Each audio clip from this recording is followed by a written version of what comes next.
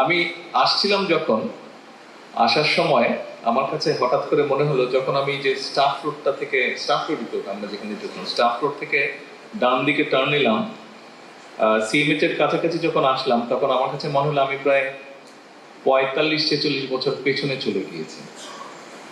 আমার সাথে গাড়িতে যারা ছিল, আমি ওদেরকে গল্পটা বলছিলাম যে, যেমন সিএমএইচটা আমি যখন, তখন এটা আমি কথা বলছি আপনাদেরকে 75-76 সালের দিকের কথা, 77 সালের দিকের কথা।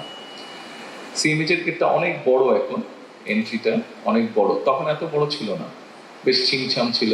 তা আমি জিজ্ঞেস করছিলাম, আমার সাথে এডিসি আছে, আমি সোহানোকে আমি জিজ্ঞেস করছিলাম যে, আচ্ছা সিএমএইচ এ ঢোকার পরে এটা 74-75 সালের দিকের ঘটনা, তখন ওখানে যে সব টেস্ট গুলো করে, যে কি বলে তো ওটাকে, এফআইপিসি, প্যাথোলজিটা ছিল, ছোট একটা প্যাথোলজি ছিল তখন ওখানে, এবং ওটার সামনে ছোট একটা বাগানের মতন জায়গা ছিল, 2-3টা বেঞ্চ দেওয়া ছিল, সিমেন্টেড বেঞ্চ ছিল। তো ওগুলো এখনো আছে নাকি, খুব সম্ভবত ওগুলো বোধহয় নেই, এখন চেঞ্জ হয়ে গেছে। তারপর আমি বললাম যে একদম সোজা গেলে হাতের বাম দিকে ছিল ফ্যামিলি ওয়ার্ড, আর ডান দিকে তখন স্টাফ সার্জন বসতো, টিনের ঘর ছিল, স্টাফ সার্জন বসতো। তো আমার জ্বর টর হলে আমি তখন নিজেই গাড়ি কাটতাম, গাড়ি আসলে আমি নিজে একা একাই চলে যেতাম স্টাফ সার্জন দিকে। খুব সময় স্টাফ সার্জন হিসেবে ছিলেন মেজর আনোয়ার নামে এক ভদ্রলোক ছিলেন স্টাফ সার্জন।